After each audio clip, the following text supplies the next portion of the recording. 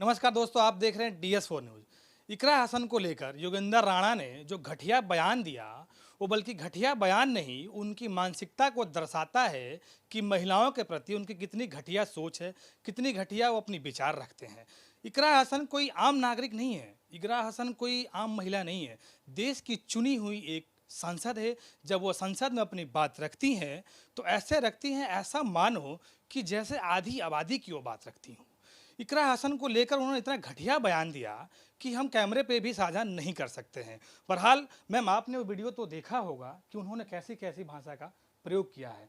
जब उस वीडियो को आपने देखा, जब उस वीडियो का आपने सुना, तो आपके मन में क्या आया? देखिए, मन में जो आया वो कष्ट तो कोई महिला होने के नाते बयां भी नहीं किया जा सकता कि एक सांसद के प्रति जब एक सिरफिरे का ऐसा सोच है और ऐसा बयान है, वो भी पब्लिकली, वो भी मीडिया के सामने। तो सोचिए कि आम महिला जो किसी दलित दबे कुचले वर्ग की है या नॉर्मली जो गरीब है, जो किसी भी जाति या समाज से आती है, उसके प्रति इनका क्या दृष्टिकोण होगा। इनका दृष्टिकोण जिस विचारधारा से ये बिलोंग करते हैं वो तो आप आए दिन देख ही रहे हैं। आप उड़ीसा की अभी तुरंत की घटना है, आप ऊपर से शुरू कर दीजिए आसिफा के केस में, आसिफा से लेके कुलदीप सेंगर का केस देख लीजिए, ब्रजभूषण शरण सिंह को देख लीजिए, आप अंकिता भंडारी को देख लीजिए, बिल्किस बानो का केस देख लीजिए, ये तो वो, या BHU में उस बेटी का केस देख लीजिए, ये तो वो कुछ टिप ऑफ द आइसबर्ग हैं जो कि नोटिस में आई हुई हैं। वरना तो रोज बलात्कार, हत्याएं और कितनी मासूम बेटियां इनकी बलि चढ़ जाती हैं और कितना अपमान और जिल्लत कदम कदम पर वो झेल रही हैं, क्योंकि ये जो व्यवस्था है इसने आधी आबादी को इंसान के दर्जे से नीचे गिराकर सामान के रूप में यूज करना, सामान के रूप में उसके ऊपर कुछ भी कमेंट पास करना, उसे तो ये जिंदा इंसान समझ ही नहीं रहे। ये समझते हैं कि हम अपने तरीके से कुछ भी बोलेंगे और निकल जाएंगे, क्योंकि इनके अंडर में जो जो संस्थाएं हैं, अभी महमूदाबाद के एक जरा से बयान से जो कि उन्होंने बिल्कुल सच्चाई प्रस्तुत करी थी, उस बयान को लेकर तो महिला आयोग की वो तांडव करने पहुंच गई वहां पर, और ऐसे ऐसे बयान पर वो चुप्पी साध के बैठ जाती हैं। अंकिता भंडारी की मौत पर वो चुप्पी साध लेती हैं। क्या उड़ीसा, पता वो इसलिए चुप्पी साध रहे हो, क्या पता इकरा हसन मुस्लिम सांसद है इसलिए उनको चुप्पी साधनी पड़ रही हो। देखिए, मुस्लिम हो हिंदू हो, हैं तो बेटी, हैं तो महिला, और अगर आधी आबादी का प्रतिनिधित्व करने वाली एक बेटी संसद में है और वो एक सांसद है और वो एक सम्मानित सांसद है, ऐसा नहीं कि इनके जैसे कि भाई वो कंगना रनौत की तरह से अपना सांसदी जो है वो किसी अपने कृपा पात्र बन के प्राप्त करी हैं।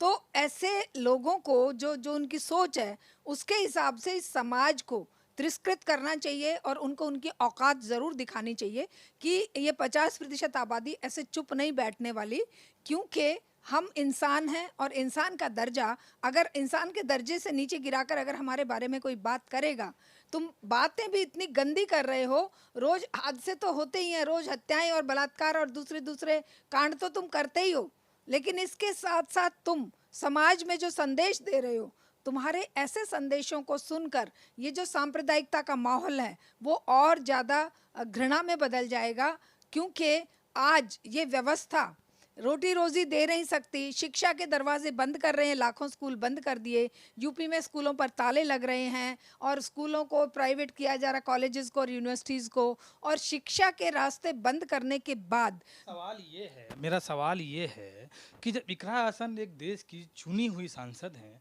जब उनको ऐसे घटिया लोगों की सोच का सामना करना पड़ सकता है, तो देश की और महिला हैं और बेटी हैं, उनको किस प्रकार की प्रताड़ना झेलनी पड़ती होगी? ये तो आप सबूत देख ही रहे हैं ना, इसमें मैं मेरे कुछ कहने लायक है ही नहीं। रोज के कांड बता रहे हैं ना, आज का भी एक नोएडा में एक बेटी ने आत्महत्या कर ली।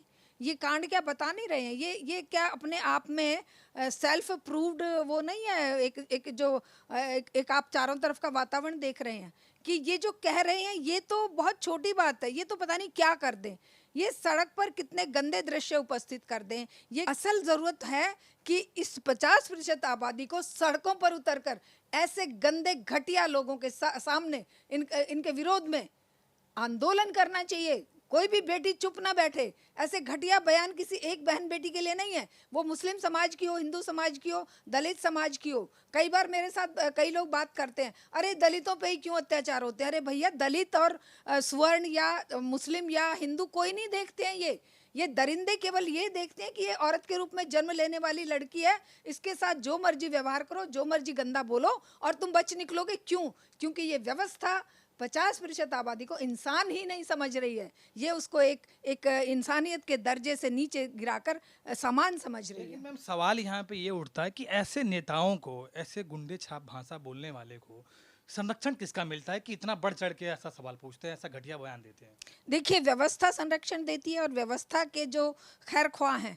अब सोचिए, जब रोटी रोजी के लिए 60 करोड़ युवा, 60 के 80 करोड़ युवा भटक रहा है, जब स्कूलों के लिए शिक्षा के दरवाजे बंद किए जा रहे हैं, उस समय महंगाई आसमान छू रही है, विदेशों में देश की दुर्गति हो रही है। 24 बार ये जो ट्रम्प है ये उल्टे सीधे बयान देता है और हमारे जो सत्ता के अध्यक्ष हैं वो बैठे हुए चुप्पी साधे।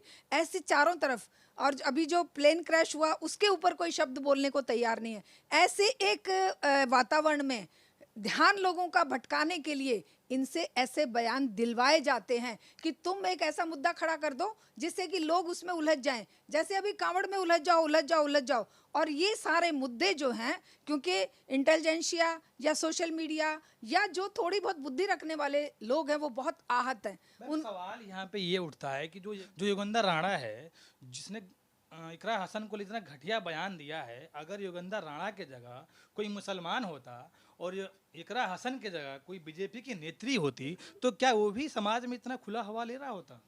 देखिए, इकरा हसन की ही बात क्यों, प्रियंका गांधी के लिए कितना गंदा बोला गया संसद में, मुसलमानों के लिए या किसी दलित के लिए या किसी के लिए भी ये बोलकर संसद में भी जब बच निकलते हैं।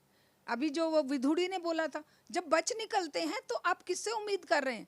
क्या इन लोगों से उम्मीद कर रहे हैं कि ये लेगा? क्योंकि मीडिया एक तरह से उनका जो नोएडा का क्या क्या उसको बोलते हैं, ये बन गए हैं गोदी मीडिया से भी नीचे की कोई बात अगर हो तो वो बन गया है। इनको हिंदू मुसलमान की, अगर कहीं मुसलमान का तिनके के क्या कण के समान भी कोई गलत चीज़ मिले तो ये उसको प्रोपेगेट करके महीनों तक उस पर प्राइम टाइम में डिस्कशन करवाएंगे, बहस करवाएंगे। लेकिन जब इनकी तरफ से कुछ होगा तो ये उस पर मुंह नहीं खोलेंगे, क्योंकि इनको आदेश ही नहीं है। क्योंकि सुबह सुबह इनको आदेश आ जाता है, आज कौन सी न्यूज़ को प्रोपेगेट करना है, कौन सी न्यूज़ को दबाना है, तो ये दबाएंगे और राणा जैसे लोगों को इनाम देंगे। आपको अभी तो यही लग रहा है ना कि उसके अगेंस्ट एक्शन क्यों नहीं ले रहे, मीडिया क्यों नहीं बोल रहा, उसको इनाम दिया जाएगा कि तुमने शाबाश। तो क्या ये मान लिया जाए कि महिला के आत्मसम्मान से, सुरक्षा से ज़्यादा वोट की पार्टी का वोट बैंक हो रहा है? इन्होंने कभी किया है महिलाओं का सम्मान? इनकी पार्टी की एक भी महिला को आप बता दीजिए, मेनका गांधी से लेकर सुषमा स्वराज से लेके उमा भारती से लेके कोई भी महिला, एक भी महिला आप ऐसे बता दीजिए कि इस विचारधारा से जुड़े हुए किसी भी संगठन में सम्मान पूर्वक वो महिला अपने आप को पब्लिक लाइफ में जी रही है और सम्मान पा रही है। ये महिलाओं को यूज करते हैं और यूज करने के बाद उठा कर फेंक देते हैं। कहाँ है वो स्मृति ईरानी, मेनका गांधी या दूसरी महिलाएं जो अपना सब कुछ न्यौछावर करके बड़ी मुश्किल से सामाजिक जीवन में प्रवेश करती हैं, और उस सामाजिक जीवन में कितने इन लोगों के वो झेलती हैं, कितने कष्ट झेलती हैं। इन सारी जो व्यवस्था है, इस व्यवस्था में किसी महिला का सार्वजनिक जीवन में प्रवेश करना अपने आप में कितनी बड़ी बात है और कितना अपमान और जिल्लत झेलने के बाद वो आगे बढ़ती है। अब इनको ये कष्ट हो रहा है कि हम अपनी महिला नेत्रियों को तो पीछे रखते हैं, लेकिन इकरा हसन जैसी महिला कैसे संसद में बोल लेती है, उसको चुप कैसे कराना है? प्रियंका गांधी कैसे बोल लेती है, उनको चुप कैसे कराना है? यही उल्टे सीधे टेढ़े मेढ़े बयान देके। आप भी एक महिला है, इकरा हसन भी एक महिला है, देश में बहुत सारी महिलाएं हैं, और जब महिला के ऊपर ऐसी टिप्पणी की जाती है, जब महिला को ऐसा हर्ट किया जाता है, तो एक महिला होने के नाते आपके मन में क्या ख्याल आते हैं? वो जो ख्याल है वो तो मैं बता रही हूँ आपको। हमारे मन में तो इतना बड़ा ख्याल आता है कि काश ऐसे बयान सुनकर ये पूरा समाज क्यों नहीं खड़ा हो जाता। जो जिस संगठन से और जिस विचारधारा से हम बिलोंग करते हैं, वहाँ एक इंसान के रूप में महिला का सम्मान सर्वोपरि है। और इसीलिए हम सर ऊंचा करके, अपने कंधे चौड़े करके, सीना तान कर महिलाओं की लड़ाई लड़ने के लिए सड़क पर उतरते हैं। ऑल इंडिया महिला सांस्कृतिक संगठन के माध्यम से हम पूरे देश में, चाहे वो बंगाल की घटना हो, चाहे उड़ीसा की घटना हो, चाहे अंकिता भंडारी की घटना हो, बिल्किस बानो की हो, आसिफा की हो, या ये जो हमारी पहलवान बेटियों की हो, हम किसी भी, या हाथरस की हो, हम हर घटना पर सड़क पर उतरते हैं, आंदोलन के लिए आह्वान करते हैं जनता का, और खास करके अपनी 50% आबादी का, जिसे इन्होंने आज गुरुओं के चंगुल में डाल दिया है, या भजन कीर्तन में फांस दिया है, व्रत उपवास में लगा दिया है, और बच्ची खुच्ची जो एक आध % आती हैं तो उनको ये जलील करते हैं, उनके ऊपर लांछन लगाते हैं, उनको ये इतना बेइज्जत करते हैं कि वो आगे बढ़ने का सोचे भी ना। तो ये जो हमारे मन में जो ख्याल आ रहा है वो यही आ रहा है कि महिलाओं को एकजुट होकर अपना सार्वजनिक जीवन का स्पेस अख्तियार करना चाहिए, डिमांड करनी चाहिए। जैसे हमारी पार्टी एसयूसीआई महिलाओं को सर्वोपरि स्थान देती है और सबसे आगे बढ़कर अपने हक के लिए, अपने सम्मान के लिए और अपने समाज और देश के लिए लड़ने का जज्बा पैदा करती है। इसी तरह से जब तक आधी आबादी, 50% आबादी अपने सम्मान के लिए नहीं लड़ेगी, तब तक इकरा हसन के जैसी बेटियों का अपमान करते रहेंगे, या वो आत्महत्या करती रहेंगी उड़ीसा की सोमेश्वरी जैसे, या अंकिता भंडारी की तरह। जैसे ही कोई महिला घर से बाहर कदम रखती है, इनके गुंडे बदमाशों के हौसले बुलंद हो जाते हैं कि कैसे या तो अपनी इज्जत के साथ समझौता कर ले, या उसको फिर जलील करो, नहीं तो मार काट के फेंक दो। तो ये कब खत्म होगा? जब इस समाज की 50% आबादी उन अंधविश्वासों से, अंधता से, कुरीतियों से और अपने हक के लिए बाहर निकलेगी और जन आंदोलन के लिए खड़ी होके जागृति के लिए लड़ेगी। मैम, जब देश के शीर्ष नेता, जो शीर्ष नेताओं पे जैसे पूर्व सांसद तक और ये मंत्री लेवल तक, जब लोग देश की महिलाओं का अपमान कर, जैसे सोफिया कुरैशी को आतंकवादियों की बहन बता दिया जाता है, प्रियंका गांधी की गाल जैसे सड़कों से तुलना कर दिया जाता है, 50 करोड़ की गर्लफ्रेंड तक को बोल दिया जाता है, दीदी वो दीदी तक की भाषा का प्रयोग किया जाता है, तो क्या नहीं लगता कि ऐसे नेताओं को देखकर देश के छोटे मोटे नेता अपने यहाँ पे इस चीज़ को बढ़ावा दे रहे हैं? उनको आप नेता कहते हैं, हम तो नेता नहीं मानते। हम तो ऐसे बदमाश लोगों को इस सत्ता के चरणों में पड़े हुए वो सेवक मानते हैं, जो इन्हें आदेश दिया जाता है कि तुम बको, कुछ भी तुम्हारे मुंह में आया है बको, फिर हम तुम्हें सम्मानित करेंगे।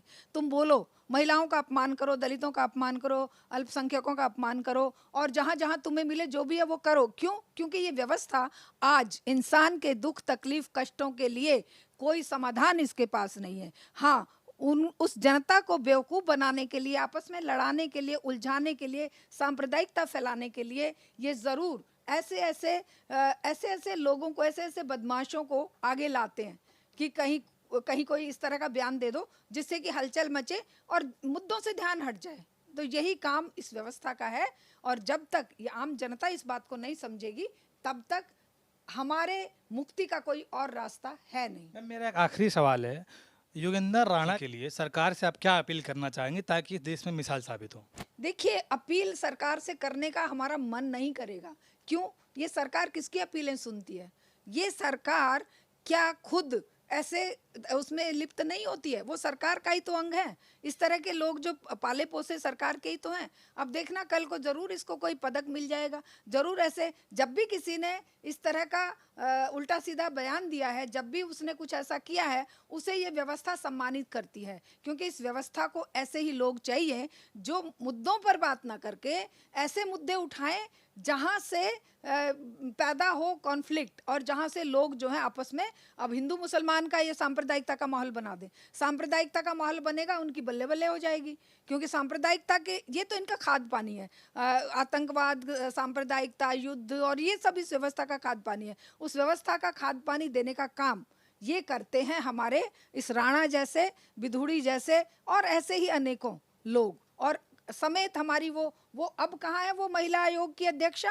अब क्यों नहीं जाकर वहां पर बात करती कि तुम इतनी गंदी कैसे बयान दे सकते हो? तो हम कहेंगे कि ये सरकार से हम अपील नहीं करेंगे, हम जनता से अपील करेंगे कि ऐसे ऐसे जो घटिया मानसिकता के लोग हैं, उन्हें सबक सिखाने का काम इस देश की आधी आबादी करने के लिए अपना मन बनाए और हर एक घटना को लेकर सड़कों पर उतरे। बहुत बहुत धन्यवाद मैम, आपने हमें बेशकीमती समय दिया।